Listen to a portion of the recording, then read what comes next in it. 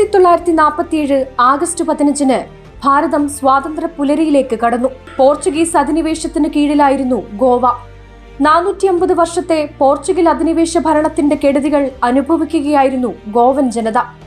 ദാമൻ ദിയു, ദാദ്ര നഗർ ഹവേലി തുടങ്ങിയ പ്രദേശങ്ങളും വിദേശ ഭരണത്തിന് കീഴിലായിരുന്നു. ഗോവൻ വിമോചനത്തിനായുള്ള സമരം അതിശക്തമായി തുടർന്നിരുന്നു. എന്നാൽ ഗോവൻ ജനതയെ അതിഭീകരമായി അടിച്ചമർത്തുകയായിരുന്നു പോർച്ചുഗൽ ഭരണകൂടം. പോർച്ചുഗീസ് പ്രധാനമന്ത്രി അന്റോണിയോ സലാസറിന്റെ നേതൃത്വത്തിൽ അതിക്രൂരമായ മർദ്ദനം ഗോവൻ ജനതയ്ക്ക് നേരെ അഴിച്ചുവിട്ടു. ഗോവൻ വിമോചനത്തിനായി പൊരുതുന്ന ജനതയ്ക്ക് ഭാരത ഭരണകൂടത്തിൽ വലിയ പ്രതീക്ഷകളുണ്ടായിരുന്നു. എന്നാൽ ഇന്ത്യൻ പ്രധാനമന്ത്രി ജവഹർലാൽ നെഹ്റുവിൽ നിന്ന് നയപരമായ നീക്കം മാത്രമാണ് ഗോവൻ ജനതയ്ക്ക് വേണ്ടി ഉണ്ടായത്. ഗോവയെ മോചിപ്പിക്കാനുള്ള നെഹ്റുവിന്റെ തന്ത്രപരമായ നീക്കങ്ങൾ പ്രത്യേകിച്ചൊരു ഗുണവും ചെയ്തില്ല. ഭാരതത്തിലെ പോർച്ചുഗൽ അധിനിവേശ പ്രദേശങ്ങൾ വിട്ടുനൽകാൻ പോർച്ചുഗൽ ഭരണകൂടം തയ്യാറായില്ല. ഗോവൻ ജനതയും രാജ്യത്തൊട്ടാകെയുള്ള സ്വാതന്ത്ര്യ സമര സേനാനികളും ഗോവൻ സ്വാതന്ത്ര്യത്തിനായി അന്തിമ സമരത്തിലേർപ്പെട്ടു. നിരവധി പ്രമുഖർ ഗോവൻ സ്വാതന്ത്ര്യ സമരവുമായി ഐക്യപ്പെട്ടു. ലതാ മങ്കേഷ്കർ, സംഗീത സംവിധായകൻ സുധീർ ഫഡ്കെ എന്നിവർ ബോംബെയിൽ മറ്റു ദേശീയ നേതാക്കളോടൊപ്പം ഗോവൻ ഐക്യദാർഢ്യ റാലിയിൽ അണിനിരന്നു.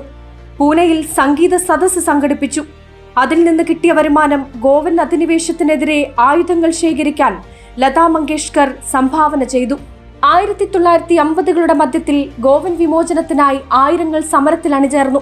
പോർച്ചുഗൽ ദുർഭരണത്തിനെതിരെ സത്യാഗ്രഹ സമരങ്ങൾ സംഘടിപ്പിക്കപ്പെട്ടു.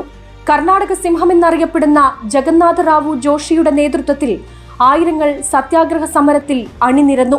കേരളത്തിൽ നിന്നടക്കം നിരവധി പേർ സമരത്തിൽ ചേർന്നു. ജനസംഘത്തിന്റെ നേതൃത്വത്തിൽ സ്വാതന്ത്ര്യ സമര പോരാളികൾ ഗോവൻ വിമോചനത്തിനായി ചേർന്നു.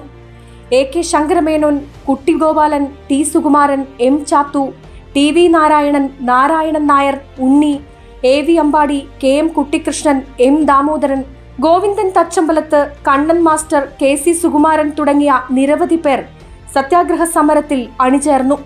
സമരത്തിന് നേരെ ലാത്തിച്ചാർജും വെടിവെപ്പുമുണ്ടായി. സ്ത്രീകളടക്കം നിരവധി പേർക്ക് പരിക്കേറ്റു. ഗോവൻ ചരിത്രത്തിലെ കറുത്തിരുണ്ട രക്തരൂക്ഷിതമായ നാളുകളായിരുന്നു അത്. 32 പേരാണ് വെടിവെപ്പിൽ കൊല്ലപ്പെട്ടത്. എന്നാൽ കേന്ദ്ര സർക്കാരും പ്രധാനമന്ത്രി നെഹ്റുവും ഒന്നും ചെയ്തില്ല. ഗോവൻ സ്വാതന്ത്ര്യ സമരത്തെ തകർക്കാനായിരുന്നു പോർച്ചുഗൽ ഭരണകൂടത്തിന്റെ ശ്രമം. 1961 നവംബർ ആദ്യവാരമുണ്ടായ വെടിവെപ്പിൽ വൻ നാൾനാശമുണ്ടായി. വെടിവെപ്പിന്റെ അവസാനം നെഹ്റു സർക്കാർ അതിന്റെ ആലസ്യത്തിൽ നിന്ന് ഉണർന്നു. 1961 ഡിസംബർ 17 പോർച്ചുഗൽ സാമ്രാജ്യത്വത്തിനെതിരെ സൈനിക നീക്കമുണ്ടായി.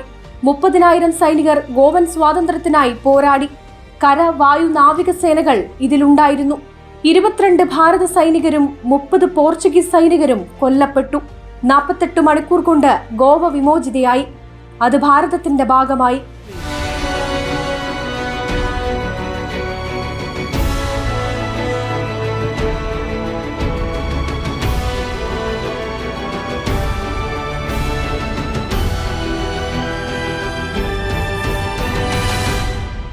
जब वहां सत्याग्रहों पर गोलियां चल रही थी, विदेशी सल्तनत गोलियां चला रही थी, हिंदुस्तान का हिस्सा, हिंदुस्तान के ही मेरे भाई बहन, उन पर गोलियां चल रही थी, और तब हमारे देश के प्रधानमंत्री ने कहा था कि मैं सेना नहीं दूंगा, मैं सेना नहीं भेजूंगा।